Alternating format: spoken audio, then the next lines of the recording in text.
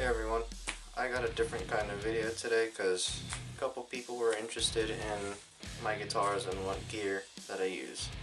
So if you haven't already seen my guitars from my Facebook page, I'll show them to you here. The first one, this one. This here is a Schecter Damien 7FR Floyd Rose, and it is modded. Originally, this had EMG HZ passive pickups, but I guess over time they kind of just wore out because they weren't sounding nearly as strong, and I would have really needed to turn up both the gain and the volume on this guitar to actually get it to sound good. So I replaced the EMGs with the Seymour Duncan Jazz Neck and the JB Bridge, and I also installed a push pull. I'm not sure if you can see that, for extra tone options and whatnot. I personally like the sound of single coils on clean tone on the neck position. Definitely works. My next guitar is this thing, this H-string. It's an Ibanez H-string. It is the RG8. I got this guitar maybe about 2 years ago. Honestly, it's probably one of my most favorite guitars. Feels great, honestly. Really like paper thin neck. Feels great. This doesn't have any modifications. Everything is just stock 3-way pickup selector, tone, volume. These pickups were designed by DiMarzio, but they are not actual DiMarzio pickups. Ibanez bridge, Ibanez tuners. Yeah. A lot of people hate this guitar. I don't know why. Honestly, I think it's great. I've used it so much to the point where the satin finish on the neck actually feels more like a gloss. Same thing for the Schecter over here. But yeah, it's great. And yes, it does gent. If you want to see that, I have a video of a guitar playthrough of my song Cliffhanger. You can go check that out. My next guitar is this beast thing. It's an Agile. I was vacationing in San Francisco. I was visiting my dad. We went to a guitar center around a neighboring city, and they just happened to have this there. I picked it up, I played it, and the next day we came back to buy it, and yeah, I've always wanted an Agile, so I was pretty surprised to see that there was one just there. It is a used guitar, but it wasn't really that used. According to the cashier, a friend of his brought this in like just after a week after he bought it. I guess he didn't really want the 8-string, so he ordered like a 6-string instead. I wouldn't say that this is my most favorite guitar. It's definitely my best looking, but I am having a couple of issues with it at the moment. This Scalar bridge is supposed to act like a Floyd, but for some reason the strings don't slack when I use it like they do on the Floyd Rose bridge, so I don't know if that's just the bridge itself, or maybe I might have messed something up. I'll probably get it checked out. I do have a warranty on this guitar anyway, so may as well put it to use.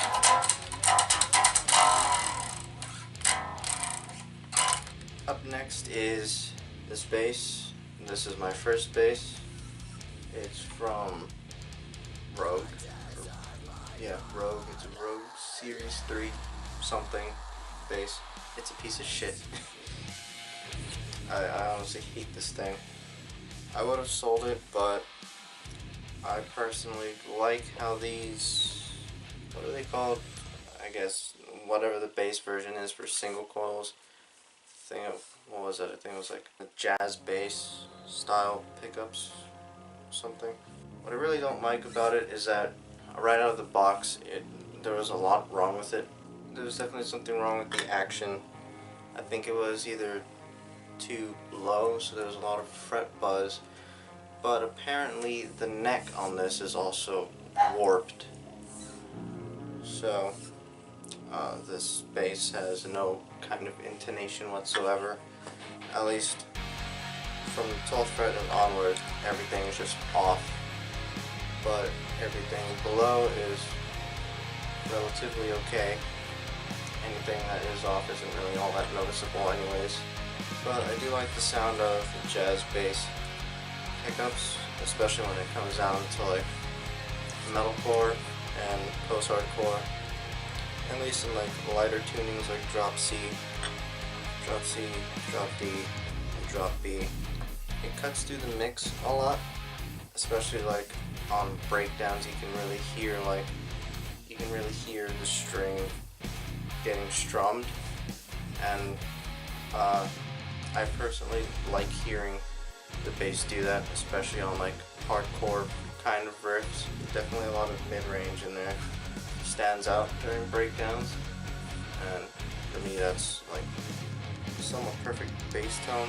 There's nothing wrong with the pickups, it's just the warped neck and the horrible action right out of the box really just kind of disappointed me when I first got this. I mean, it's not an expensive bass whatsoever. It's like, it was like a $150 bass, so you can't really expect too much from $150. But it is usable to an extent. As long as the pickups still work, I'm most likely gonna still use this. I haven't used this in any of my more recent tracks, but I'll probably use it eventually. Next is this bass. This is a Douglas bass. Douglas is pretty much just a cheaper version of Agile. It's made by the same people, so I guess technically you can call this an Agile bass. This actually was a really cheap bass, but there's nothing really wrong with it, honestly. It was on sale for like $149, but the original price I think was like $165 or something for this bass. One thing I really do like about Agile's products, or I should say Rondo Music's products, is that you get a lot for the price, and since they're not really retail, you can get pretty good quality instruments at a much cheaper price. Like honestly, I think out of all of the guitars that I've owned, or all the instruments that I've owned, this bass has, in my opinion, the nicest looking rosewood fretboard I've ever seen. I've never really seen a rosewood fretboard look more sleek than this, honestly. There wasn't really anything too wrong with it, aside from a couple of cosmetic issues, like, I'm not sure if you can see, but the pickup here is sort of slanted downwards. I was never really able to fix that. I'm not an expert on pickups, so that's something I need to work on. And then on the first fret over here, there's just kind of like this white scuff mark. I'm not sure if it'll show on camera, but it's very minor. This bass also is active. Has active pickups, so the output's really high. So I guess this pickup sort of being slanted in towards the body instead of being so close to the string is, I guess it works, so it doesn't overpower anything. Yeah, I like this bass. Really heavy, 6 strings. Definitely sounds amazing when it comes down to much lower tunings. I love using this for drop A, drop G sharp, and in some recent recordings that aren't out yet, drop F. So yeah, love this thing. Up next is this acoustic guitar. Picked it up at Guitar Center. It was like $130, so I was just like, fuck it. I had more than enough at the time, so I just bought it. It gets the job done, but it's definitely not the best acoustic that you can get. I don't think the neck is warped, but there's definitely something wrong with the truss rod. I tried adjusting it to lower the action a bit, and when I tried moving it, the guitar just made like, it made a really horrible creaking sound, so I was just like, nope, fuck no, not touching that ever again. It's on tune. But it does get the job done anytime I've ever used an acoustic guitar. So with this, I normally have this set to drop C, but anytime I need it in like standard tuning, or I need to put it in like a higher tuning or whatever, I just use a capo, which I don't have on me at the moment. Yeah, it gets the job done. I'd much rather an electric acoustic. This is just pure acoustic. My next guitar is this Schecter. It's a Schecter Diamond 7. This is my most recent addition to my guitar collection. I got this probably about a week and a half ago, 2 weeks. It's a good guitar, definitely. Active pickups, some batteries, or a battery. I have this set up for drop B. I really like the Seymour Duncan design pickups that are on here. I think I might upgrade them to like EMG 707 TWX, was it? Yeah, EMG 707 TWX. Those are pretty much just the 707Xs with a coil tap feature, and I really like my coil tap. So definitely want to get that installed on this guitar whenever I can. So I don't plan on getting rid of this thing anytime soon. I really love this thing. Plays great. Up next is this thing. It's a Line 6 Firehawk. This hasn't really been used much.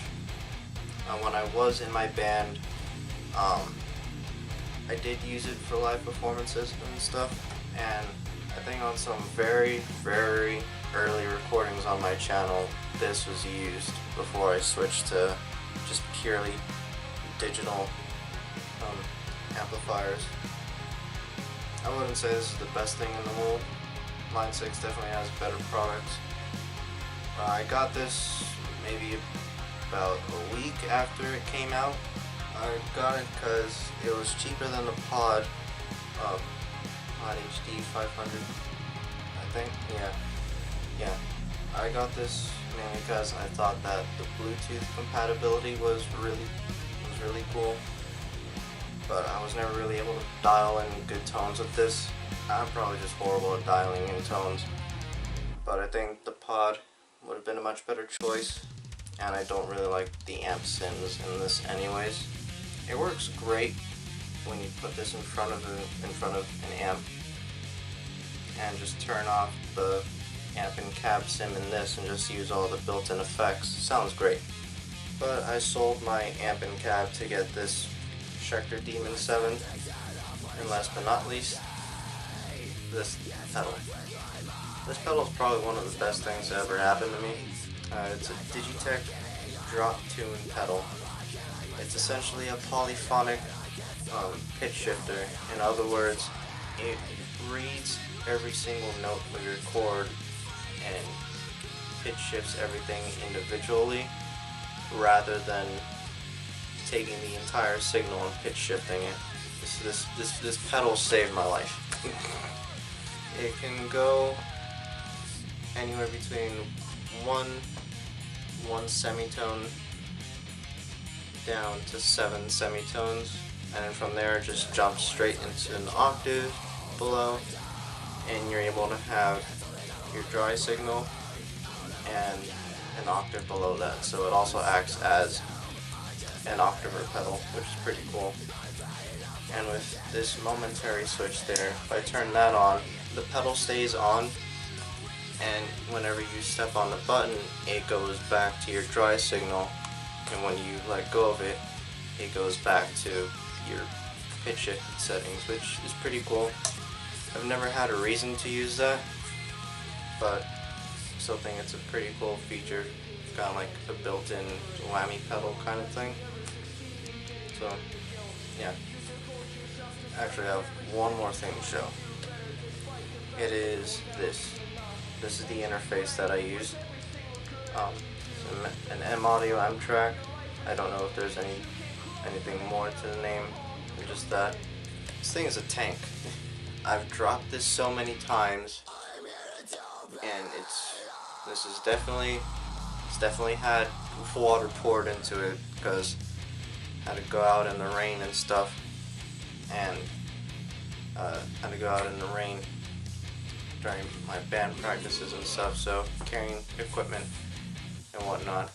This has definitely gotten wet, and it still works. I don't think there's anything wrong with it, and if there is, well, I definitely haven't noticed. It's a very simple interface. There's 2 channels, and each has an XLR and a 1/4 inch, and as well an insert for your studio rack effects. Also has phantom power, gain control, and MIDI in and MIDI out. This thing works. It definitely works. But I think I might want to upgrade it in the future. Maybe it's just something that might sound better, but this hasn't let me down, so I don't really have a reason to change it. Well, that's everything that I have to show. Hope you guys enjoyed. I'll see you around. I think I might have another song coming out Monday. I'm not sure. I haven't really been able to come up with any ideas for songs lately, so I'll try to get something out. I'll most likely release something sometime next week. So, see ya.